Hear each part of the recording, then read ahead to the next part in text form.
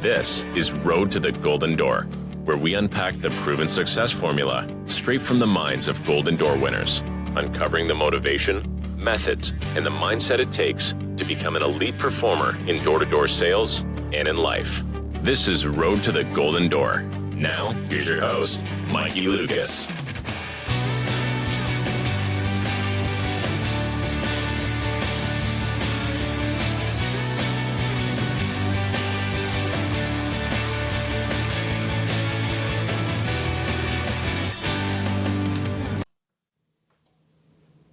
What's up? Welcome back. Road to the Golden Door. I am your host, Mikey Lucas. If this is your first time listening to us, you're in for a treat because we have an absolute gangster in the house tonight. Nick O'Connor, he is a five-year veteran, two-time Golden Door Award winner, and this year in solar, he installed virtually 300 freaking deals. And so I'm very excited to hear about how he's doing that, get into the weeds there. Last year installed almost 170 deals last year in solar, did 3 summers in pest control, and actually, ironically, sold dumpsters business to business. So Nick O'Connor, welcome to the show. Awesome, man. I'm excited to be here, man. Thanks for having me. Yeah, of course, brother. Of course. Yeah, we are jamming off on the pre-show here, talking about money and scaling and reps and all this stuff. So I'm very excited to see and blitzing and there's a lot of synergies here that we have. So I'm very excited to hear really what's up in Nick's life, man. Like I know that you said you might be moving and stuff like that. So for everyone that doesn't know Nick O'Connor, who is Nick O'Connor? Yeah, man. So I'm 25. I've been doing door-to-door for 5 years. I did 3 summers selling pest control. I sold Advantage Marketing. So I sold Terminex, Insight, Pest Control, kind of paving the way. My first summer was my sophomore year going into junior year of college. Kind of just got the opportunity from one of my friends, Nathan Young. He had reached out. He had sold pest the summer before and had a lot of success. I think he made like $20K doing it. And at the time I was applying for like sales internships for Dell. So I was like I was a very, very good student back in the day when I was in school. So I was applying for Dell internship and they ended up like rejecting me because I didn't have enough relevant internship experience. So I was like a sales job on the East Coast. That'll be great. So kind of getting into door to door, I kind of just used it as a stepping stone, thinking it was just going to be a one summer thing, kind of going into it. And like using it as a stepping stone to get into like what I would consider like the career that your parents want you to get into when you're going through high school, getting into college. And yeah, I mean, I ended up having a lot of success my first summer selling pest control. I sold 609 accounts in Texas in 2.5 months.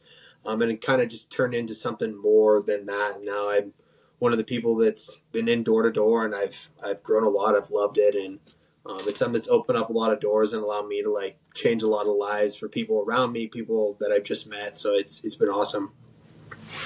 Awesome, dude.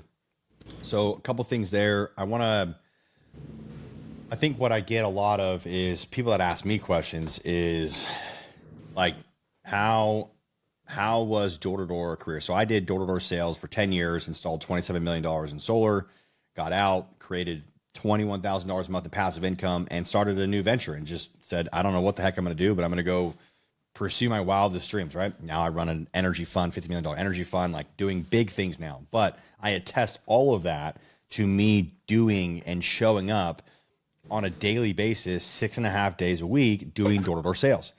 What's funny is that like now that I'm in these really big rooms, I'm talking like billion dollar deal rooms that I'm in right now and like mega $1 million deal rooms. When they know that I did door to door for 10 years, they go like, they're impressed because they know like these big dogs know that anybody that can do door to door sales for a few years in a row, let alone 10, is a different creature. So you've done it for 5 years, Nick, and you started in pest control. You're in solar now. You sold dumpsters for a little bit. I know that. So just walk me through the journey. I know you said you to pay for college, I'm assuming.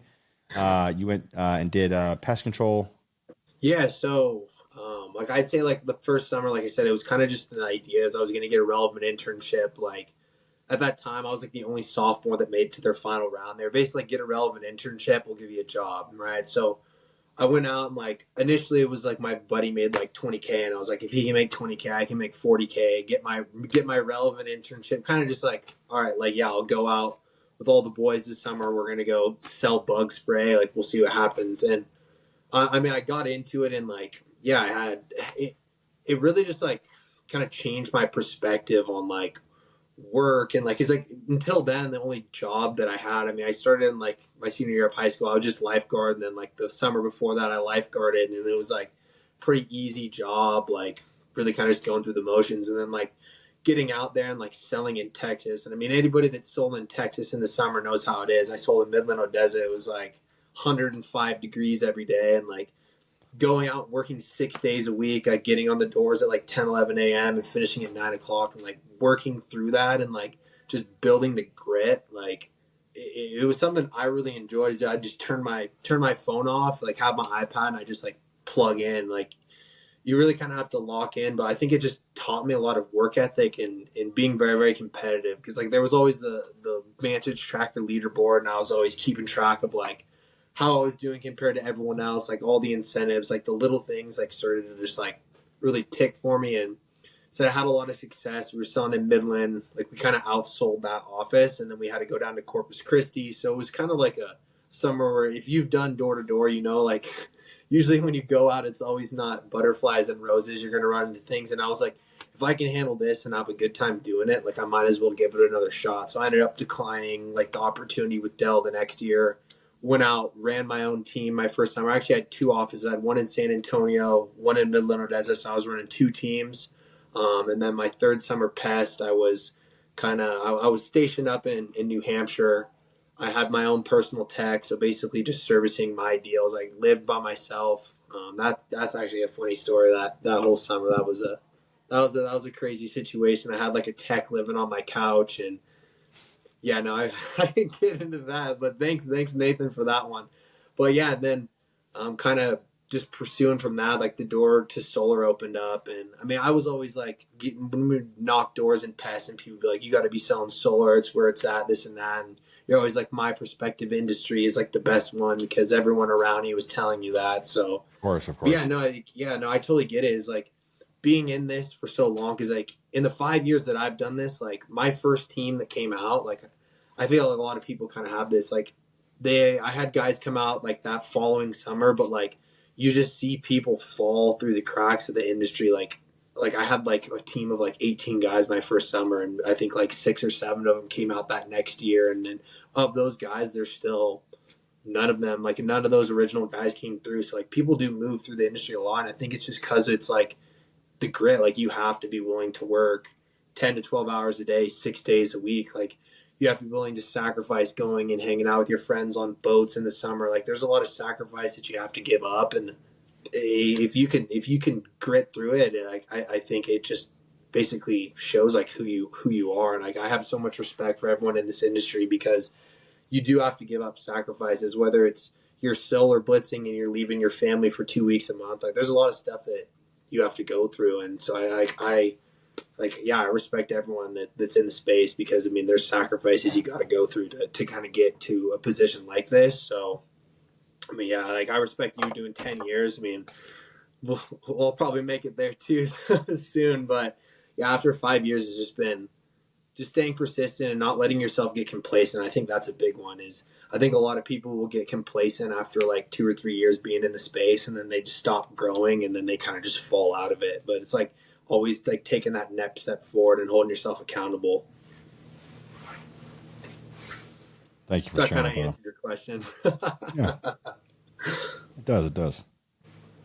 So as I'm taking notes down, there's a lot there that I want to unpack. So number one is I have told people that 2024 was the year, whatever year you're listening to this in, this is the year of the scoreboard. The year of the scoreboard. I coach dudes around money. I help them master money and help them master life. Okay. So one of the biggest issues that I've seen in what I do is people don't want to know how bad really is. And for whatever reason, if they were in bad for a very long time and they're not necessarily in bad anymore, which is very ironic, they also don't want to know how good really is. They kind of like to be their back against the wall. So it's ironic when I kind of talk about this, which I would love to share with your team, the same thing that I've taught, hundreds of sales reps, thousands of sales reps now, hundreds of companies now, is there's two types of people when it comes to money. Is those who do better when their back's against the wall, which means there's no money in their account, and those who have $100,000 in their account. So it's interesting to see here because you said a lot there that made me think back to my days in solar, where you said a lot of stuff about rep development, which I'm really excited to get into. Career development, rep growth, reps falling through the cracks, accountability, your stress levels, handling these things. Like I want to know also, I want to know the story behind, telling your parents you turned down Dell. Yeah. That alone, I mean, you were a good student. So, that's got to be pretty complicated. That's got to be pretty hard. And it's funny because the theme keeps happening over and over and over again with not just myself, but all these people that I interview, is that there was like a fork in the road, or there was at least a fork in the road, if not every couple miles, there was a fork in the road. And, hard decisions, sacrifices, if you will, had to be made. So I'm very excited to hear about this. Now, what did you go to college for? So I went to school originally like my first year. I always wanted to be a doctor, so I initially kind of went in just general because that was my goal. But I was kind of the back of my head. I was always like a good student. Like I did well. I went to Washington State. I was in the honors college. Very good student, but like I just hated school. I hated like the tedious task of like doing homework and reading chapters. Like I hated like that side of school. Like I liked the learning and like taking tests, things like that, but I hated like the tedious back end of like how all that stuff had to be done. So I was like, do I really want to go? Like I originally wanted, like I said, be a doctor. I wanted to be a brain surgeon, but I was like, do I want to do 16 years of school? So I ended up getting into school, kind of like experimenting with a few other things, and I got really into coding and computer science, and I ended up studying computer science and management information system, which is like business analytics. So I got into that. So that's how I got in. So the job with Dell was pre-system sales engineering. So it would have been like software sales with Dell, which was something I was like, this is right on my alley with what I was studying, right? So that's kind of like what I went to school for. And then, like I said, obviously that summer sales position kind of fit in line with my opinion. And because the internship with Dell was in Boston, I was supposed to go out my first summer and actually sell in Rhode Island. But I ended up bringing a couple buddies along with me to sell, and we ended up getting located down to Texas. So, yeah, so that's what I studied in school was MIS and computer science. All right, let me ask you this. How long ago was that Dell offer? 5 years ago? So that was my junior year. So, 4 years ago?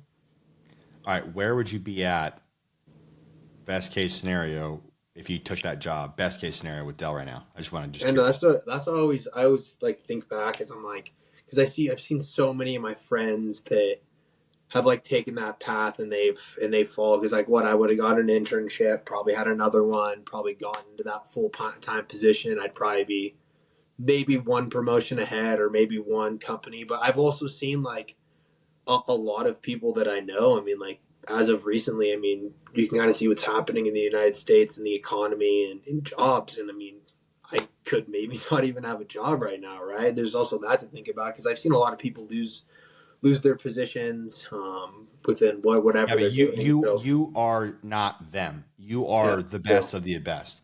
So walk me through where you like. I get that. Yeah, I mean AI is taking over, so a lot of those people are going to lose their job.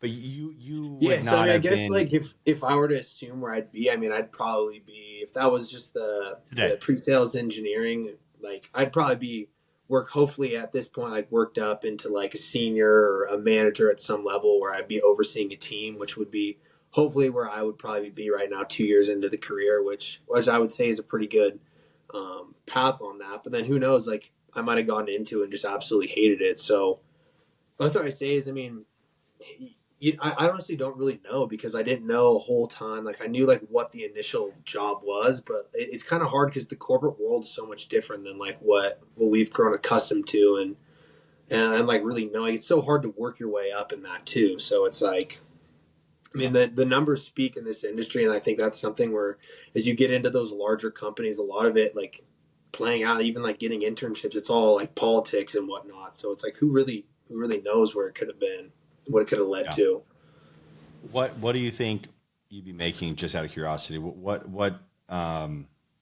is a senior or a manager at that point at Dell sales? What do they make a year? I would say probably, I mean, living on the East Coast, probably like 150, 200,000. Nice. That's what I would assume. Maybe upwards of Benefits? 250. Benefits. Benefits? Yeah. Probably benefits, Retirement? stock options. It's not a bad job. No, it's a solid job especially Yeah. out of college. I mean, that's what I say is, I mean, you just look at like what most people are making, 60, 70, 80,000 out of college. I think I'd probably be in that $200,000 range if I had gone that route. Yeah. It's a stable, consistent job. So you're crazy, Yeah. and you decided to go sell solar panels door to door, and walk me through with your parents what happened with them. So yes, I mean, I remember like the conversation pretty vividly when I told my dad that I was going to go sell pest controls. My dad's in sales. He's done pharmaceutical sales for a long time. He's worked for Merck, Eli Lilly, Novartis. Like he's been in the industry. Like he was very, very good himself. He's won a lot of national awards in pharmaceutical sales. So I mean, I just remember him looking at me. He's like, it's not going to be fun. It's not going to be easy, but like I'll support whatever you want to do. So that was kind of enough for me. I was like, you know what, like I'm gonna go for it. I'm gonna go out there and I'm gonna try to sell pest control. And from that point, I mean, they saw like the success I had because I mean, 600 accounts in 2.5 months in the first summer was pretty good, and I did financially pretty well. Like I always say, like you can make 6 figures selling pest control in the summer. And I mean, I did it, and from there, I mean, my parents pretty much like supported what I wanted to do. My dad understood sales a little bit more than my mom did. My mom was more in the medical field, one of the ones kind of like supporting that like ambition idea of like becoming a doctor, becoming a surgeon, because she was an ER nurse for years. She worked in like with orthopedic surgeons, like dealing with that her whole life. So it was a little bit different for her. And I mean, it's a riskier career choice. And like my dad saw it. They both supported me regardless, and they just kind of know like the person that I am is like if I'm gonna go do something, I'm gonna do it 100%, and I'm gonna succeed at it. Like I don't really like let failure be an option. I don't really believe in failure. I think like if you're gonna fail at something, it just comes from like a lack of like self like control and like self like holding yourself to a standard. Like if you're not gonna hold yourself to a standard and hold yourself accountable and like work the hours, like that's the only way failure happens. Like you don't fail if you absolutely grind your ass off and like you work every hour that you can, you put everything into it to like make sure that you don't fail. Like you're going to succeed. And that's just like kind of my belief. And I was like, if I'm going to do this and I'm going to go a route that's not the normal way, like I just have to make sure that I put in all the work necessary to succeed. Okay, a lot of unpack there as well. Thank you for sharing that about your dad and your mom. My wife's a nurse too, so it's interesting to see like the. Okay, let me ask you. This has been coming up on a couple of shows, which I really like. Which I don't even know if you know more about this, but we'll see. Was your dad's brothers? I'm sorry. Was your dad's father and his brothers entrepreneurs, or your mom's father and them entrepreneurs? No, so my mom's parents, they just worked at like a cannery, nothing crazy like growing up. Like my Cannery? Opa, like a Where cannery, at? yeah, Lodi, California. Where's Lodi, that at? it's about 30 minutes south of Sacramento. Oh, never mind. 2 hours Okay. outside of What do San they can? Because my family I owned canneries. I don't remember exactly like what it was canned down there. Lodi is like a Not huge. tuna, It's in right? Napa Valley. It's a huge winery area. So So I'm probably like assuming grape leaves and everything like that. Yeah. something like that. Yeah. Nuts. So, Cool. but my grandfather on my dad's side, he was a trucker, so he's actually got a pretty crazy story. And like, I think this is something that's like my dad's always raised me. Is that like he always wanted me to be one step above him, and like every generation's supposed to one up each other. So my grandpa's dad died, I think, when he was like 10 or 12 years old, so very, very young. So he actually went to work and started, like, dropped out of high school and started working to support his mom and his brothers and his sisters, or his brothers. And yeah, he started like selling newspapers, was a butcher at like 14, and then ended up Door to door becoming a trucker. newspapers. No. I think actually my dad did delivering newspapers, not selling them, but yeah, no, He's a tech. he sold. He was like a butcher working at a butcher shop, and then got a job and he trucked for Safeway for years. So I mean, like it's a lot of a hustle. He supported my dad, my uncle, my sister. My uncle actually is in pharmaceutical sales as well as my dad, so they both kind of ended up in the same career path. But no, my grandfather never really had the opportunity to like go on that because he supported, like you said, his mom, his brothers, and then ended up like having to go into supporting. He actually ended up having their first kid because he got drafted, and they let him get out of it because he was supporting the family and all of this. Like get out of being drafted, he just ended up having a kid, and then. But yeah, no, they have a little bit of a different path, and I think that's kind of like seeing like that grit and like working those jobs is what my parents used as like motivation to kind of take it up the next notch. And then just having like the respect of making sure that like I'm following what my dad wants and like one upping him. And obviously that support there is awesome. I want to read a quote to you, and I want you to respond to it if you don't mind.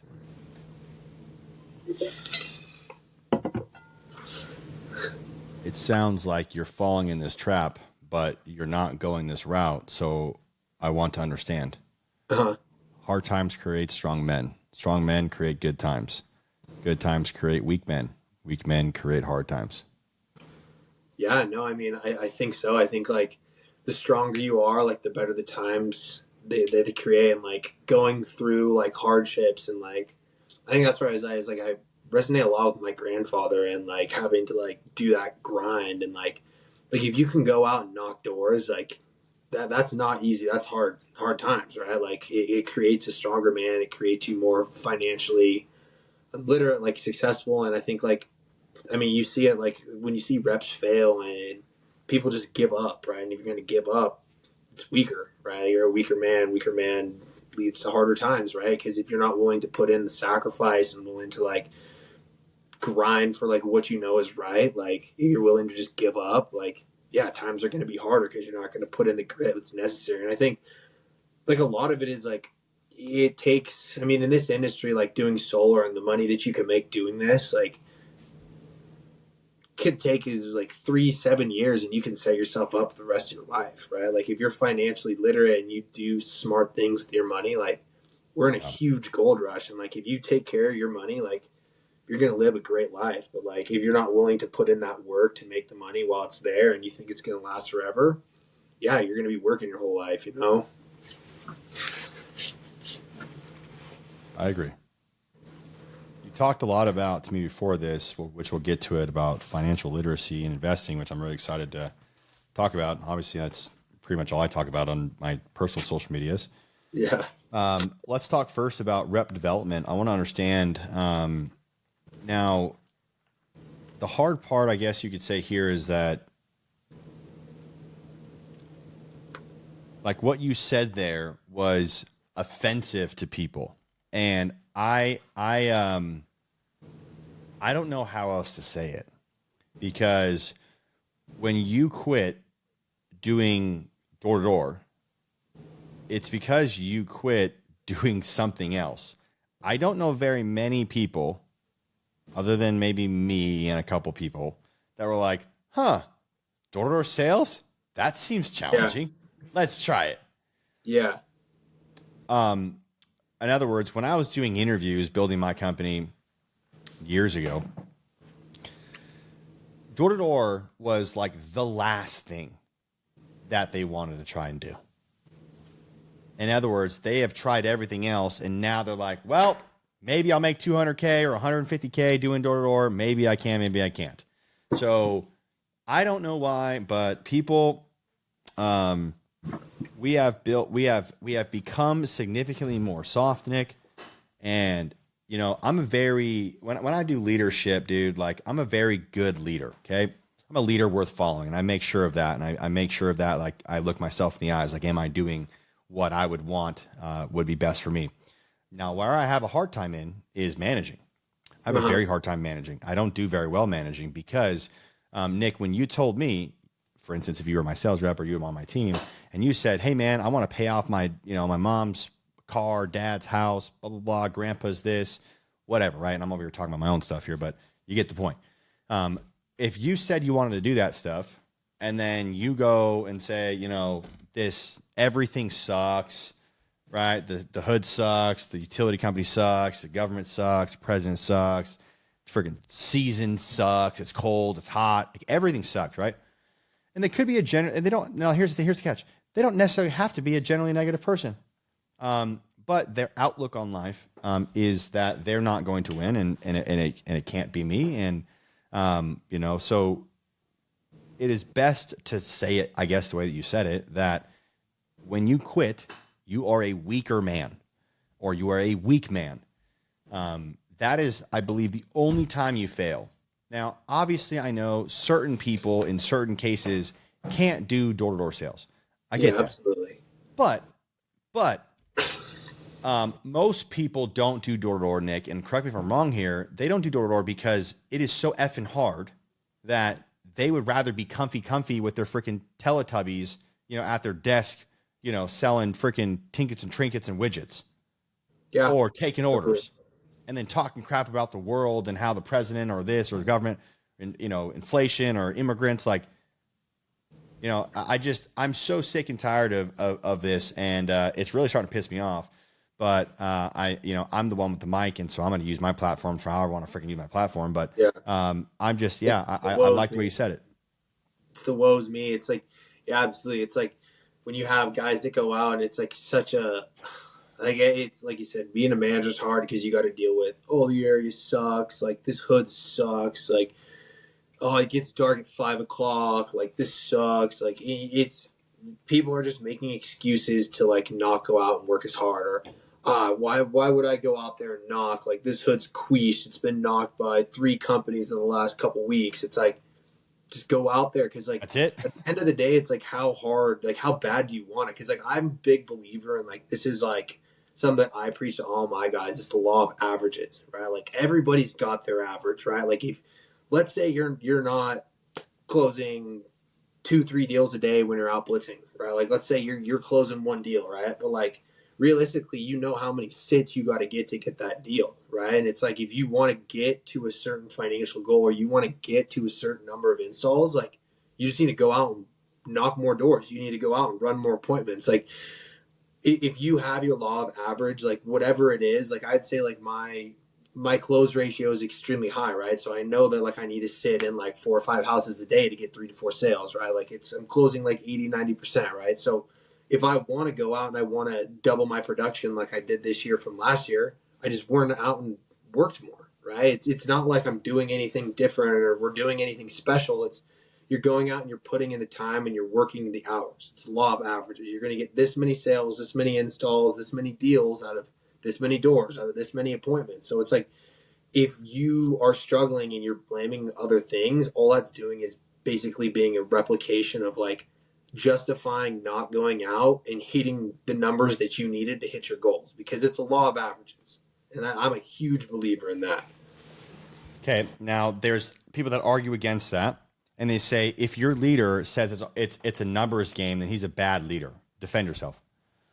Yeah, I mean, at the end of the day, I mean, I've seen it so many times on like blitzes. Like a big one is like new reps coming out. Like every single blitz that I run, like I got at least 2 or 3 guys that are coming out, right? And like I've seen it so many times where, like for instance, my buddy Max Nilly's doing great. his first blitz came out and did not get a deal for the first like week and a half, and then the last 3 days he got 7. Right, so it's something I see every blitz where these guys come out and they don't get any deals the first week. They don't get any deals the first couple of days, and then all of a sudden it clicks for them, and then those last couple of days they hit it off, right? Or I'll see guys like I have one of my reps, Dalton, our last blitz in California. Like he came out and he was struggling the first week, right? But like we keep each other up, like we keep each other motivated, and like he continued to knock the doors. And those last couple of days, like he got his deals, right? And it's like because people give up after that first week or that first week and a half, they can come up with every excuse possible on why it's not there. Maybe your law is like 1 in 10 doors that you hit, you get a bill. 1 out of 5 bills you get closes. Those can all come at one point. Like you could hit all of a sudden. Like another example I use, my first summer selling pest control. We were in Abilene, Texas. So we drove I think it was like 45 minutes or an hour from Midland, or I don't remember exactly. A tornado had gone through the town the night before that we got there.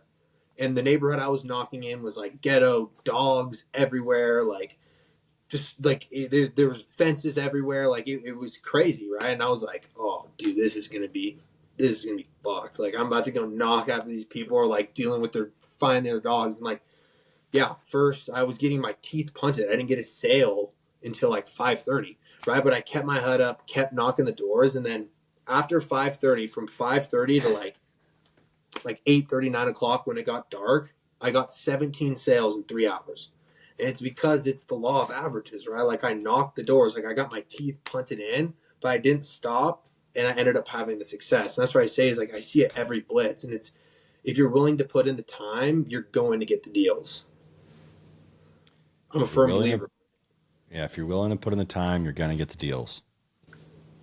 I don't know why, but I will tell you this. I do know why. It's clear because they're not putting the time. Is the ones, and okay, so let me start from, I guess, my story, and then we'll kind of transition back to you really quick. Is I knew that all I had to do was break that, whether it was 1,000 door, 2,000 door, 5,000 doors. I just had to hit a certain threshold. I didn't know how freaking high it was, but it was up there when I first started. And then eventually I would catch on. And again, like I said, I didn't know what it was, but I just knew. I was like, I just got to get past that 5,000 or 10,000 doors. I started using that in my company and started telling guys it was 10,000 doors. Just like 10,000 hours, it's 10,000 doors. Hey, if you want to get really good at this, you got to knock your first 10,000 doors. So it was like, okay, we would knock, 52 doors a day, times that by 52 in a couple of years, right? You're going to get to the point where you'll get eventually to your 10,000 doors. At that point, you will be able to literally write your paycheck. So I don't know why, but I don't know why people don't lean more into that. And like I said, the whole scoreboard theme is people you can't manage what you're not tracking. And like, if you don't, and if you follow me on Instagram or LinkedIn, whatever, YouTube, you know that I am a weird sicko when it comes to tracking my time. Like last year, tracked over 78% of the waking hours down to a micro action. When I was selling solar panels, I knew how much time I was spending with each individual person on my company, from the top 20% to the bottom 80%, like operations, time with my girlfriend at the time, which is now my wife, time with my nieces and nephews, spiritual time, the gym, like all this stuff, non-money making activities. I'm really weird about tracking my time because I know that, like, especially now getting into private equity, like, bro, Nick, I don't know who, if anybody watches this, good for them. I have no clue what I'm doing. Nick, I don't know what I'm doing. But Nick, I'm learning like things on a daily basis because you know what I did? I did the exact same thing I did when I went to solar. I went to every website, frequently asked questions, read the entire website, and printed out the frequently asked questions, put them in a note on my Evernote, and I had my iPhone read me every one of the frequently asked questions and the answers. on repeat while I was in the gym, while I was on a run, while I was on the bike, while I was in the sauna. The same thing I did with solar, I did with private equity. I went to Barnes & Nobles, Amazon, bought every single oil and gas book, every single private equity book that I could find. I found all of my competition, because my competition is like BlackRock, Vanguard, Energy, right? Like, okay, well, I'm gonna go find out what those guys are, what they're talking about, and obviously they raise hundreds of millions of dollars, billions of dollars at a time.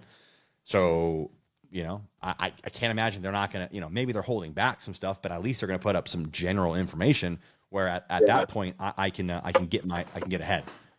So the systems you got to trust and follow what works, right? Like certain things work, certain things don't. Like you have to follow. I also like your thing is like time is money. Like time is the most valuable asset you have. Like tracking it, like using your time like wisely is so important because time is the one thing you can't get back, right? Like money comes and goes, right? Like it comes and goes. Like my buddy Riley Noah, like he made the joke in Vegas. Like we're in Vegas, and he's like, "It comes and goes, man. It comes and goes, right? But time is the one thing that you never get back. So like, you need to like focus on using it and being the most efficient as possible with it."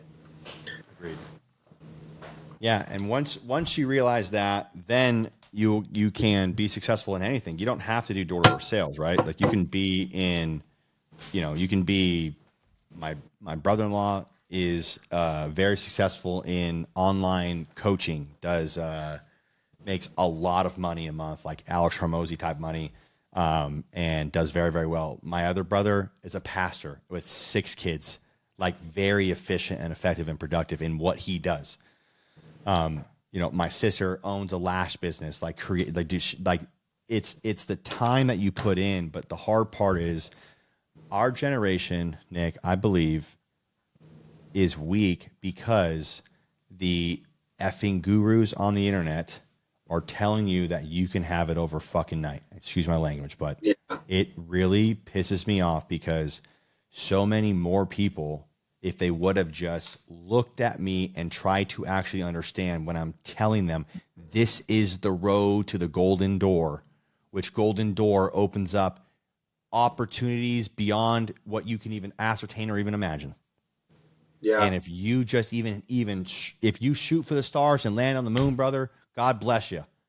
But if most people just won't do it, and it's because they want it, I shamelessly say this plug is we are in the J.G. Wentworth generation. It's my money and I want it now. Called J.G. Wentworth. My cash now. And we grew up on that, and it's really shitty because I really care about our generation because, it's not, I mean, you probably get it too, right? Like your generation and fucking on your iPads and your fucking cell phones and your like I've made millions of dollars for my cell phone. Go fuck yourself. Okay. Like, no, get out of here. Okay. It really annoys me. Now, obviously most people should be off their cell phone. But for me, anyways, okay. Back to the time thing. So just putting the time in. Sorry, that was a little bit tangent there. So putting the time in. I like where you're going with that. Like at the end of the day, I think like the social media is like brainwashing like our generation. Like I did like a social media like detox for 2 weeks, where I tried to like get off Instagram, like deleted Instagram, deleted TikTok, and like I just felt like so much more clarity and so much more productive because like you don't realize how much time you're spending, let alone on that. But like you don't know what you're watching. Like you're watching stuff that could be completely BS, right? It's just clickbait, right? And then like you also like I think the biggest one is like drop shipping or like all that stuff, and people think that they can go take this course and like pick it up and they're gonna be driving a Lamborghini in a month, and they're gonna be selling or FBAing on Amazon, and they're gonna be selling like diapers and making $20 million a year doing it. It's like you got to get so lucky to do that stuff, and like at the end of the day, people like they think it's going to be so easy. And I think it tracks back to that like law of averages. I think law of averages is really just a way of saying like working hard and you have to put in the time, because so many people are not willing to put in the time right now, and like they're not willing to invest in their self. That like they're not willing to go out and like I've never looked at it and like I like what you said, like 10,000 doors. Like I think that's genius, right? Like if you're not willing to invest that time to bring out the greatest like part of yourself, you like it's just being weak, like you're giving up. Like if you want to go work at a desk and sit behind a desk and get told what to do for your whole life, but you get off work at 5 and you can watch come home and be a badass like you're freaking tough, like yeah, dude, you're a slave at your work, bro, and you get told what to do. Yeah, you're a punk. That's all right. It's like these people are like, well, like I hate the one door to door is a pyramid scheme, this and that. It's like, dude, no, it's no more of a pyramid scheme than the CEO of your company making $25 million and he's not doing anything, right? Like, what was your Christmas bonus, buddy? Yeah, what was your Christmas bonus? How much did he give you this year? But yeah, no, I think that's like it's so true, and I think like also I think like the social media plays a part in like people not willing to put in the effort just because people have such a short attention span nowadays. Like they're not willing to really focus in and like go lock in. Like when I started, like there wasn't Instagram Reels, there wasn't TikTok, there wasn't Snapchat Reels. Like we had like Snapchat, like there was Instagram, but it was pictures, right? Like you're looking at pictures, like what's this person doing? And like that was the only shitty thing that like I could remember. It'd be like, oh, all my friends are out like boating, like having fun this summer. I'm knocking doors, sweating through hats. But like now there's so much distraction. They can just get on their phone when you're on the doors, and like there's so many things that you can use as an excuse, and our time, like people's like minds are they're frantic, I guess. Like they're always looking to do something. They can't focus on one thing at like a super high intensity. And I mean that you touched on a lot of stuff there that kind of like resonated with me. So I just want to elaborate a little bit more. Sure. So yeah, I agree with you on the short attention span. If you read like there's like the Rockefellers, the way that they created the school district and all that stuff. And then like now I'm over here the conspiracy theorist because like I'm like, no, they created you. They created the system to create an economy so that workers would get just enough to not be like, start a civil war or a protest, right? And then they're like, oh, don't worry, we'll give you a 401k. We'll give you health benefits. That's why when people listen to this podcast, if they're looking in a door-to-door or they're in door-to-door, like everyone has had your mom, your cousin, your uncle ask you about, well, do they offer health insurance? It's like, what are the benefits like? I make enough money that I pay for it. Yeah. Yeah. You taking your, and again, I am not shitting on people that have W-2s. I am not, by no means necessary at all whatsoever. That is your route. That's fine. But when they shit on us, it's what pisses me off. Yeah. That's what pisses. Yeah, you're projecting because you didn't take my route and stay out a couple extra hours every day and during summer. That's why you. Oh, anyways, okay. Yeah, I mean that's what I say is like. I mean, if you look at door to door, the money's made. Like, when's like you make the most money from 5 to like 9 o'clock? Like, bro, I cannot tell you how many times the last effing door I have sold. It's like, oh my god, dude! Like, not again. Again? The last door? One more door? You're kidding me. Or you're walking back to your car and you're like, oh, I didn't hit that house earlier, but someone was, I'm just going to hit it. You get it? It's a sale. It's always the last one. Yeah, and it's like, that's what I say is like, people want like that structure. I don't want to work. I don't want to work 12 hours a day. I mean, like, dude, with like the solar blitz model, like what I run the majority of the year is it's like, I'd rather go bust my ass for 10, 12 hours a day, 6 days a week for 2 weeks straight and get to do whatever I want for 2 weeks. Like I get so many people are like, you're always traveling. You're always like, I go to a lot of music festivals. They're always see like, that, yeah. You're always going to music festivals. Like how? And I'm like, because like I have 2 weeks off, I can do whatever I want. I get experience. Like I went to Thailand for a month. I was just in Tulum, going to Costa Rica next week. Like we get the time to do stuff. So it's like, and then you see so many people are like trying to plan stuff with your buddies and they're like, I can't, man. Like I got work. Like you got to be there. You got to work the hours. Like you get a couple vacation days a month or whatever. It adds up to like a week if you're lucky, and you just don't get to like experience all the other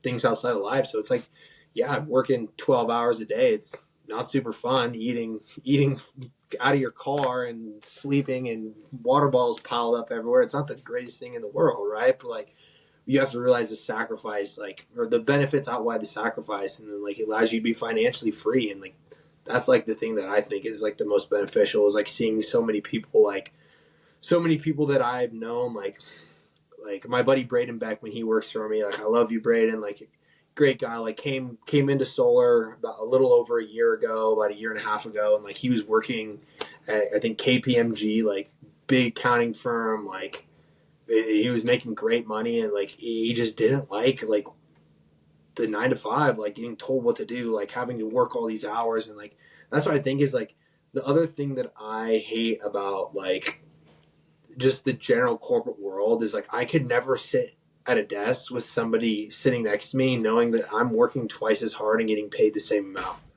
Right? Like that's why I like door to door so much. Is like if you're gonna go out, like Braden is a hard worker. Like he is one of the hardest workers on my team. Like guy's a grinder. Like he went out and like he's so much happier now. Like he's had a lot of success and like he's happy, he has more free time. Like the effort that he puts in doesn't go unnoticed, right? Like if you work the hours and you work the time, like you're gonna get better, you're gonna master the craft, you're gonna make more money, like you're gonna get paid what you're worth. And that's the big thing I like about door to door is like if you want it, you can do it, but it's up to you if you want to achieve it. Let's talk about entitled leadership really quick in the corporate world, and then we can try to figure out how to bring it back into the door-to-door world. Mm-hmm. I think one of the things I feared most in my long-term career, whatever that was, before I became an entrepreneur, a serial entrepreneur, was leadership that wasn't necessarily given a spot. They worked their way up, but once they got there, they were this over-entitled leader. Like, I'm now here. I worked, especially the ones that are like, I worked my ass off to get here, and they just treated you like dog piss. Yeah, they're better than you, yeah. Yeah. And, that was, for me, I was like, I'm not like angry by any means. Like, I'm like, oh, well, that's just kind of how it works. Like, you have to be, kind of shit on for 10, 15 years. And that was one of the many deciding factors that I was like, man, like, I'm going to suffer one way or another. I'm going to suffer by having to shut my lips, not smack this person in the face, and be shit on for 5-10 years until I can work my way up in the corporate ladder, climb the ladder. In Vegas it was union. So like in the union ladder in restaurants, I would, and that's just how that works. And you're a little bitch for a long time.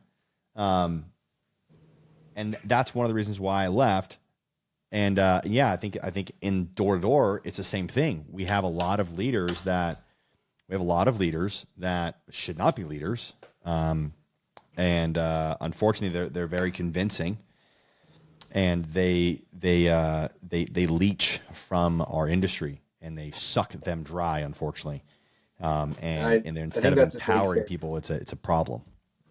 I kind of agree. I feel like that's kind of why the industry gets a bad rap. Is like you get those guys that get up to the regional manager position and they get all the power, they have all these reps, and like what's the first thing they stop doing? Stop working. Knocking. And it's like they're like, oh yeah, this guy's just sitting here. Like, but I mean, if you compare it to the corporate world, I mean, those guys that like the higher up they get, like they're doing a lot less of the boot work. Which I mean, unless you've like been in the industry and like see it, you can see where a lot of the legwork comes. But like for me, like I've been managing teams like regional managers for years, right? And like the one thing that I realize is like if you want to run the most successful team, like it's leading from the front that's the most important thing. Like that's why I'm always out there. Like I'm the first one that's running appointments in the day. I'm running those late night appointments. Like if there's a 9 o'clock, I'm there, right? Like at the end of the day, like leading from the front is like what I think like allows reps to be the most motivated, and that's what I'm a huge believer in is like getting out there and putting the work with your guys. Because if your guys are going to be out there knocking doors while you're closing appointments for them, like better fucking be out there as long as they are, right? And yeah, I think like so many guys like get to that point where it's like all of a sudden you just see these guys sitting at home, like they're not out knocking doors, they're not doing this, they're not doing that, and I think that's where you kind of see a lot of like you said, like the fallout of the bad rap. And I mean, like, unless you've like seen it, like you see the work like after being in the industry for a long time that goes on behind doors. But like a lot of like these new Yeah, reps, there's a lot that happens. yeah, there's a lot that happens, but a lot of these new guys don't see it. They don't like Right. see We're all not of just that. punching Like, numbers back here. exactly right, and like Oh there's my a lot that God. goes into it. But I mean, I think like that's a big thing that kind of like leads to, I guess, like, I mean, maybe that could be something that like leads to fallout too. Is like, I remember I saw it like I've had managers where I'm like, dude, you're not doing anything. Like, I'm just out there making you your money, right? And it's like it's stressful, and like I think that like it can be a little upsetting at times. But yeah, I mean, I feel like it's just like the entitlement. Like once you get to that level, like I've earned it, and that's why I say if you can continuously, I think if you're continuously producing at the top level of your team and you're the top producer, like, yeah, I think you're right to be like entitled with certain things. But I think if your guys are out there working all the time, like, yeah, you've gotten to that point from working, but you're not putting in that work anymore, it's like it's a little bit harder to like, I feel like, be able to give that perspective of like shitting on the guys, you know, because you're not the one out there doing it, right? They're the ones out there doing. That's what I say is like it kind of comes back to that like reps complaining about hood. Like if guys are going to complain about hood, like if you're like, yo, it's not the hood, like the hood's fine, but you're not out there knocking it, like they're not going to respect it the same way as if like they shit on the hood and you're like, all right, well, I'll go fucking grab 5 bills out of that hood tomorrow, right? Because like then you can be like, yeah, the hood's fine, like quit being a pussy, right? Like, You know, what's funny is that that's when that is the moment I respected my second manager. His name was George, because unfortunately it's always, that's where I learned about like, you know, negative talk is cancer, and you know, we got to not have negative talk and all that. But unfortunately the guys that recruited me in were very negative. Like two of them were bad. yeah, They're One of them is still really bad. The other one is a lot better now, and the third one is just goes along with the flow. One of them was the bad apple, and he's still unfortunately bad apple. yeah, Anyways, I learned from them that the hood was bad. I learned that, right? So I'd go in and, you know, I would tell George, George, this hood sucks, man. Like, Mikey, why aren't you selling 2 deals a day? Why aren't you selling 3 deals a day in alarm systems? First summer knocking doors. I was like, man, because his hood sucks, bro. Like the hood sucks. It's terrible where I'm dropping off at. And he goes, okay, I'm going out with you tomorrow, and we'll knock a couple doors together in your hood. And I go, perfect, dude. I'm about to show this fool like I'm right. This fucking hood sucks. Bro, the third door we knocked, the first door that opened up, got in the house, closed the deal, and he goes, okay. So I'm gonna go over there now, and you're gonna knock over here, and you got it now? I was like, I got it. So after that, I was like, oh wow. And I had to do that a lot I always thought it was funny because I picked hoods. I was hood territory manager for all my companies. And I always picked good hood, dude. I'm a weirdo when it comes to hood, dude. Like I can find hood. There are certain metrics when it came to certain areas that we were in, markets that we were in, that I knew people would buy. And all they had to do was get in front of the right people, or get in front of those handful of people that were in that neighborhood. Because there's always at least 3 to 4 deals in every neighborhood, solar deals at least. there's deals in every There's deals in every neighborhood. No matter what. I think that's another thing too, that like guys like queeshing hood, like the reps that I see have the most success spend 5, 6, 7 days in the hood, because you got to talk to everyone, because you got to find those deals, like especially like solar. Like solar gets knocked a lot. Like everybody and their sisters trying to sell solar nowadays, it feels like, right? Like solar, but like where do you find the deals? You find the deals in like the people that don't get talked to all that often. I mean, you can pull them out of like anywhere, I think, but like if you sit in that hood and you get familiar with it and you hit those people like you don't see home, like that's where you find laydowns. Like obviously you can go out and pitch sales, like it happens all the time, right? But like that's where I say it kind of comes down to that law of averages. Like if you spend that amount of time knocking that amount of doors, like you're gonna find those laydowns, right? And it's like I don't know, I would say like 1 out of every 10 deals you get should be a laydown. Like you should be fishing for them, but like if they're out there, like you should be trying to find them, right? And like, I mean, they're out there. It's just like people just don't want to work hard enough to get them. Couldn't agree anymore. Let me transition. Let's talk about rep development for a little while. Okay. I get asked that a lot, and It's one of the biggest things because we always said that we were a personal development company that just so happened to sell smart home products. So I did more personal development, which eventually my guys would be like, bro, can we just do like sales stuff on Monday and Thursday instead of just Thursday? And I'm like, no, no, I need to fix this first and this, your head and your heart. Until I can fix your mind and your soul, I don't care how much money you make, it's all gonna be gone at the end of the tunnel. All of it. So let's talk about rep development. You talked about how reps fall through the cracks. They stop growing, lack of accountability. Why aren't most people that are like us, that are high performers, like the dudes that you've quoted their names in this show already? What's wrong with everybody else? Dude, I just think like a big thing is like people get complacent. Like I think a big one is like you see people, they're like, all right, like I bought the car I want, like I got my Tesla, like I have a nice place, like Your weak ass Model 3. Sorry I if you can, drive a Model 3, bro.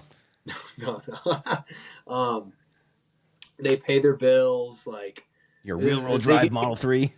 Sorry. Huh? No, Your real world drive Model 3 yeah, he's got his without autopilot. Yeah, he's got his Tesla, man. It's posted all over Instagram. But like they get complacent, and I think like they just get stationary. Like they get okay, and like big one is like the mindset. Like this is a mindset I see. Like I don't allow. Like I try to like not allow it on my team, right? And I think like a lot of it is like you can control the people you're around and like that environment. And it's like leading from that front in that sense is like nothing's good enough for me. Like personally, like I'm always like I see someone like going to door con and like last year seeing like how many people were on the stage winning the Golden Door with me, and I was like, all right, I need to be like better. Like I need to double my production, right? Like I need to go work harder. Like I'm seeing And you did. following pages, following pages where I'm like, all right, like I see like these other companies, like their top guys are getting like 30 deals a month. I'm like, I should be getting 40 deals a month, right? Like, and like seeing that kind of stuff, like And you did. yeah, and like that's like I think like my best month this summer was August. I think I got like 47 deals, and yeah, Some dudes are doing it a whole entire year, Nick. What the heck? Yeah, no, I did that in and I took like I think I took 5 days off too to go to a music festival. But yeah, no, it's just getting complacent. It's like for me, like, and that's where it kind of gets into like investing and like being very smart with your money. Is like when you see the money in your bank account, like it makes you lazy. Like if you see like when you see $250,000 in your savings account, like Reach. I don't think I have to do anything, right? Like I got enough money to pay my rent, I'm paying my cars, and what happens is guys get in that position, and like I see it, and then all of a sudden they get paid 15 grand, they just got 2 installs and a couple upfronts, and what do? They go to fucking, they go to the club, they go to I don't even know whatever club. Tahoe, Miami. They go by bottle service, and the next thing they know, like they're strapped for cash again. Like they get desperate on the doors. Hey man, can I have a front? Yeah, can I get an upfront, bro? Can I take a draw out? And like then what happens is they're like, I don't know how I'm gonna get out on the next blitz. Like they just go out and they blow their money. Whereas like if what you should be doing is like what I do is I nest egg my money and like I invest it, right? Like I get the money out of my account so that I have enough to like run my operations, like run the things that I need to do with my business. But everything else is like somewhere I can't touch it. It's somewhere I can't see it. That way it keeps me motivated to work hard because like obviously the money's there. I know it's there, but it's not something that like I can just easily access, right? Like I'm putting it away in real estate, like I'm investing in companies, like it's in the stock market, like it's diversified in places that it's not just easily attainable for me. So it makes me go out and it's like I got to keep working to like build more up so that I can pay for my bills. And like I was a big believer in like same thing as you, is like first car I bought, like I bought it my second summer going out because I needed it. And like I bought a 2006 black Prius. The AC went out within like a week of owning it, and I drove that thing to the ground. Like it got impounded, sideswiped, and that's when I had to finally go get a new car. But like, yeah, I drove that thing for like 4 years, and I had plenty of money to go buy another car. But I was like, I'm not going to do that. I don't need it. Waited till that thing got driven into the ground. It's like putting your money away early just like sets you up, and it allows you, like you said, like what was it, like where you're talking about like hard men, like hard work creates hard men, like Hard working times create strong men create good yeah. times create weak men create hard times. Yeah, it's like if you're going in, putting the time, making that money, you put that money away, you're gonna have good times the rest of your life, right? And like that's what I see is like it is good to get rid of the money because it keeps you motivated, but like putting it in the right place. And I'm not saying you can't go out. Like I go out, I buy bottle service from time to time. Like I'm willing to go have fun, but at the end of the day, it's like be smart with your money because that's your future. And I think like, kind of coming back to like the rep development side of it is it's like I think a lot of like managers don't like preach the financial like literacy part. And that's something I'm super like big on. Like I'm trying to get all my guys into real estate. I'm trying to let them see like the bigger picture of like what else is out there and like letting them get rid of their money, but like putting into something that's going to help them in the future. And it's going to make them make sure that this opportunity they have, they're able to make the most out of it and not just squander it, not make 200K a year and go blow it at blunts and blondes or whatever your clubs are. And like, it's just like I don't know. I think people get complacent because these reps will go out and spend the money, and then it'll get to the point where they get so in a habit of getting a $5,000 check that they go blow it in a week, and then they get to this point where they're like, I can't finance. I'm not getting paid enough to keep up with their habits. And then what ends up happening is they fall out to a job where they're getting paid consistency, and it's like maybe they don't have the luxury of doing that, but they were just spending all the money that they were making initially. I think that's where you see some big issues coming up, and I think it's just like people not spending the time to like actually educate their employees on like what to do with their money and like keep them motivated and not let them get complacent. I think it's our biggest downfall of the door-to-door space is where leaders say, I'm not your financial advisor. Well, that's fine, but you will have high turnover and continue to have high turnover if you do not teach your men what you're doing with your money. And if you don't know what you're doing with your money, good luck keeping your guys around because you will eventually be exposed. Yeah. And no, I completely agree. Like I recently like really never lived like flourishing or lavishly, and like I've had the money to do it, but it's like for me, I've never. It was something like once I feel like I had the point, like I'm a big believer on like spending your passive income. Like I shouldn't be buying cars that I can't afford unless I have that money coming in passively, right? And like I'm big into real estate. Like I own a couple apartment complexes. Like that's something that like I'm like now I have passive income. Like it's something where I feel like comfortable enough to go out and spend money. Whereas like I see guys like doing that like before I feel like they're in that position, and it's like I feel like I look at it as like my job to like go out there and like educate them. And I think that's a big thing. It's like something I've really like worked on is my first couple years in door to door. It's always something that's always preached, right? Like you touched on it. I think we talked about it before this. It's always preached like, oh, you're going to get this passive income. Like we're going to help you buy a house. Like you're going to make all this money and you're going to knock doors. You're going to buy doors. You're going to do this, and this. And like, getting into door to door, that was like always me. I always wanted to get into real estate, get into real estate investing, like get a passive income. And like it was preached to me for so long, but nobody went out there and actually taught me how to do it. So like that's something where I've like really tried to like transition over this last year is like really just motivating my guys and like showing them what I'm doing with my money and like showing them the doors that are opening up and teaching them how to do it. Like teach your guys like what you're doing with your money, because like not only does it build the relationship, it like keeps you like it keeps your reps with you because like you're getting involved in the same things outside of work. Like it allows you to build closer personal connections. Like and most importantly, like it protects the people you care about. Like I care about all my guys. Like I love my reps. Like I go to war for them. Like those are my boys, and like I want to see them like make the most out of this and like have success. And I think like so many people, like you said, they're just like they preach this, they do it, but they don't spend the time like outside of work to like actually educate and put their guys in that position. And I think it's so important. Like it really is. Like if you care about your guys, like spend that time to like help them become financially literate. Or they will spend all their money. Yeah. And be depressed. Exactly. And they'll hate it. Leave your company worse than they came in. it's like, it's not for them not making the money. It's just they like it's just kids. Like, I mean, well, I just turned 25 like a few months ago. Like, these guys are coming in, they're 23, 24, 25 years old, like making more money than they know what to do with, and like they don't know what to do with it, right? So they go Other than spend it.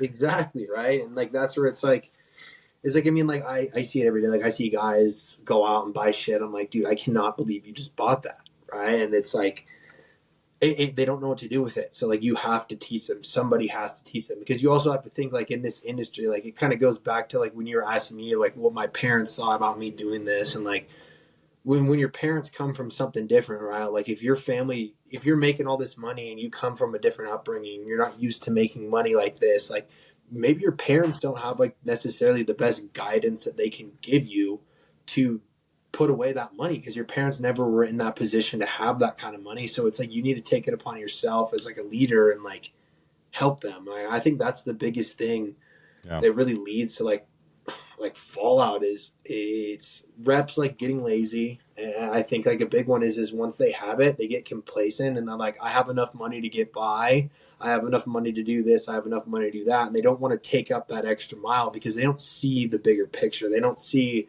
well, if I go and I get 20 more deals a year, that's an extra, well, let's just say that's an extra $20,000-$30,000 I can make. Like, that's another real estate property I can buy, right? Like, they don't see, oh, that's another $1,000 a month passively I can make. Like, they don't see that aspect of it, because the big picture with this is like solar's not going to last forever. I think we all know that. We know it's a gold rush. We got a few years left, but I mean, we're already seeing with like dealer fees, interest rates, like we're seeing everything shift around. It's getting harder to sell, right? But the big picture is taking this money and using it to set yourself up for the rest of your life. And like, that's what I'm a big believer in. And that's why I'm working as hard as I possibly can while I can. It's why I'm setting these goals, 300 installs, right? Like next year, 400 installs, right? Like if I can hit these goals, like it's not like I'm going out and buying all this flashy, like I'm not a big watch guy or anything like that, right? I have two nice cars, I have a nice condo, but like other than that, like all of my money goes into like investments, right? Like I'm not buying all this flashy stuff, because I know that if I make the money now, the more money I make, the more assets I can buy, the more assets I have, the more freedom I'm going to have for the rest of my life. And like if you can instill that within your guys, like I think it's something that's so powerful. Love that. I love that you said more money you can make, the more assets you can buy, the more freedom you can create. Yeah, I mean, at the end of the day, I mean, you were talking about, I mean, like, my goal is to get to like $50,000 a month passive income. Like, whether I do that in the next 3 to 5 years in solar, or solar takes its course and it runs and I just continue, because what I'm doing right now is I'm building the tools necessary so that like maybe 5 years from now, solar is kind of taking its turn, right? Like, because I mean, at the end of the day, I mean, right now what's going on, government's making it making it make sense to buy, because the cost of utilities are going up everywhere. Everything's getting taxed. There's the tax credits. It makes sense to do it, right? Like it really does make sense. I mean, we're helping people out by selling it, but if it doesn't last forever, what you need to do is you need to have that next stepping stone, right? Because I mean, a lot of these people, like, yeah, you're working door to door. You could go out and get another 9-to-5 job, but do you really want to do a 9-to-5 job after doing this? No, right? So it's like, if I can learn the skills of real estate investing now, if I can learn stocks, if I can learn like addressing like tech startup companies and like learning how to like grow and develop that stuff, like once I'm done with this, I just transition to what I've already been doing in my off time, right? And like that's what I think is like, if you can provide more value for your reps than just selling and teaching them how to sell solar or sell pest control or sell alarms or sell roofs. If you could teach them like real life, like what it takes to be successful, like I think that's super valuable and like helping retention. Couldn't agree with you anymore, brother. It's been a pleasure. And I can't wait to show you oil and gas wells, because if you think real estate, tech, and stocks are awesome, wait till you see what the billionaires are investing into. They're investing into tech, they are, and companies. I'm actually convinced, I don't think people like this, but I'm convinced that billionaires don't invest into real estate for cash flow or income or even tax benefits. I'm convinced that they invest in real estate because they can't put it into any other insurance policies or any other risky businesses. So they just store wealth. They have wealth preservation into real estate out of the overflow. But we all see people like that buying real estate thinking that's going to get us there. But in reality, every door you buy maybe is about $250 to $300 a door. You know, not everyone's crazy like Mikey and goes and buys a bunch of freaking $1,000 houses in Detroit and flips them into, you know, Section 8 houses and makes a bunch of money doing that. You know, people that don't have that risk tolerance. Everyone else is just buying your regular old properties, single family, multifamily properties. And, you know, it's, I think the real estate game is a phenomenal industry, and is obviously where most of the millionaires have been made. Billionaires, most of them have been made in private equity. Private equity. Yeah. You know, I saw that it was like millionaires are made in real estate, billionaires are made in private equity. But at the end of the day, I mean, like, it's a stepping stone, right? The guys got to get into. You can't just skip it. Warren Buffett took him years to get to billions. Exactly, right. And that's what I think is, like, I'm big into like off market, like flipping properties, like getting good chunks of equity, but also being able to cash flow in the meantime. Because I mean, yeah, there's no telling like what's going to happen in the next. I mean, who knows what's going to happen by 2024? I mean, I'm interested to see. It's a little scary to think about, but yeah. Either way, they printed $16 trillion, so we should be fine. The good news is that at least with energy, so solar is going to continue to go up, oil and gas is going to continue to go up. So we're both going to win, which is the good part. We're fine. You know, when wars and stuff like this happen, you know, oil and gas is up, and they try to crank the economy. So that's good for us. And solar means the electricity costs should, in theory, go up, or people are going to use more. You know, what's funny is actually natural gas is down right now, and it's because we've had a mild winter. And ironically, you know, a lot of like the profits have to turn with, you know, mild winters and harsh winters. So really interesting. I'm really super long natural gas. I really honestly think we need to get away from petroleum, or oil rather, which is also gasoline. But I'm convinced that natural gas is going to be around for a very, very, very, very, very long time. I know that it's an oxymoron. It's not CNG, clean natural gas, because technically if your car was in a parking garage, your car was parked in, you know, my car, which is a Tesla, was parked in my garage, and I fell asleep with the car on, blasting, you know, Van Halen, and you fell asleep in your car with, you know, a petrol car, a gas car. You know, you're not going to wake up in the morning. I'm going to wake up with a kink in my neck. Yeah. So obviously on a micro level, still, even if that car was natural gas, still it would kill you from the methane and the carbon, the emissions. But at the very least, natural gas is, for now, to have the human race thriving. We still need natural gas for a very long time. So I think that we should get to the point where I think Elon's right. I think the polarity will be in the next 50 years will be solar, about 40 to 50% solar. But after that, it's going to be natural gas. I'm convinced our car is going to convert over to natural gas. I mean, natural gas burns pretty good, burns pretty hot. So a lot of horsepower comes out of that. So, you know, we you and I both have a pretty bright future, if you will. Yeah. Excited. Nick, it's been a pleasure, man. You're owner, founder of Flex Power. You freaking installed 300 freaking deals this year, dude. Well done, bro. That's very exciting. I appreciate it. You're 25, man. You're a young man, and you've got such a good head on your shoulders, bro. Just know that it's about to get harder for you for the next 5 years. But once you make it to 30, you'll be able to look back and be like, okay, I did everything I said I was going to do. And not only that, I did not compromise my morals. So just make sure that in 5 years from now, you can look back and be like, man, I did it. You're destined for greatness, brother. Seriously, I don't sell out to a lot of people on this show. And you definitely are. So well done. I appreciate it, man. Yeah, no, I'm excited. I mean, the next 5 years are going to be very, very crucial. So I think you can be retired or you can make all your passive income by your 30. I mean, then you have a lot to look forward to the coming years after there. But I mean, I think like one thing for me is I just don't think I can ever stop working. No, don't stop working, because you've seen the studies, like when these men in their 60s retire, they die significantly faster than the guys that keep on working. Yeah. No, Is it, I don't know. I believe God created us to work, bro. Like we yeah, are not created to chill and watch Netflix and popcorn and chill, bro, and drink soda pops. yeah, Okay. But the key here, Nick, is lifestyle freedom choices. Now you can volunteer your time. Okay. Like President Trump did. He gave the money back. You can take the money, but donate it back to somebody else. Okay. yeah, You're no longer working for money. My last 2 years door-to-door sales, I made over $10,000 a month in passive income, ended up at 21. That was different knocking on doors. So when people were like, "Oh my God, why is he having so much fun?" I'm like, "Full, cause I'm making $20,000 a month, bro. No matter yeah. if I wake up or not, like I'm good." It's different. It's very different. So continue to invest your money, invest in yourself. Very good job, and invest in your guys, and you will do very, very well, brother.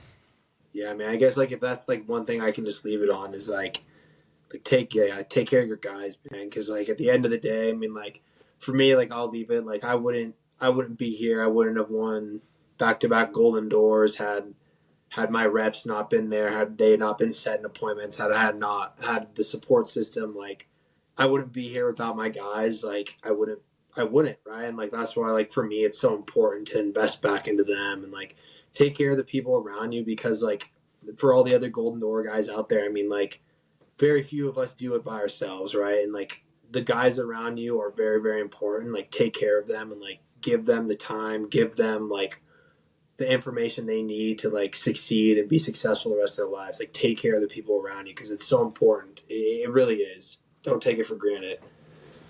Totally agree with you, brother. Where can everybody find you at? Yeah, man. I mean, my Instagram's Nick O'Connor 24. You can hit me up on there. Yeah, I mean, that's my social. I don't do like Twitter or anything like that. Not super into social media, but yeah, I mean, you can find me there. Flex Power, that's my solar company, Flex PWR.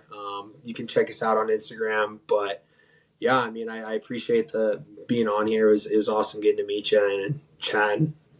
Likewise, brother. Yeah, no, I'm super excited for you, man. And like I said, I'm my goal really with this show is to meet guys like you. Like I told you in the pre-show, I didn't know who the heck you were, and then you said 300 deals, and I was like, bro, wait, what? 300 installs. Sorry. Yeah. Like that is, I know what you went through. Like that's a system. Yeah. That's a system, bro, to be able to do that, to pull that off. Well done. Yeah, either way, man, my goal was really to obviously, my goal starting the podcast was really to get in front of more guys like you because I am the average of the 5 people I hang out with most. And obviously I know my caliper. I know where I can be. I need to make sure that, guys like you, if we have any synergy that, okay, cool, whether that's 5 years from now, 10 years from now, 5 minutes from now, that we figure out how that works. Dude, I'm excited to see you at DoorCon in a couple weeks. And man, you've done us a good service here, brother. So I've learned a lot. I've got multiple pages worth of notes. I mean, I've got like breakthroughs in my own head, like ideas that I'm like, oh my gosh, wait, what?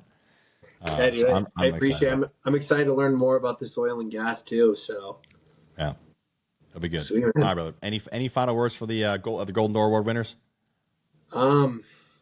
No, man, I just want to shout out my boys, Flex Backbone. I appreciate you guys. I love you guys. Like I said, I wouldn't be here without you guys. And yeah, I mean, I guess for other Golden Door winners, like just keep it coming, man. Like keep the competition. Like I want to see you guys succeed. It pushes me to work harder, right? Like 300 is just the beginning, right? So we can always do better and better. But I think at the end of the day, like, yeah, I mean, I just want to see everybody else have success. It just pushes me to work that much harder. Love that. All right, brother. We'll see you in a couple weeks, man. Appreciate it. Sweet. See ya. Peace out, man.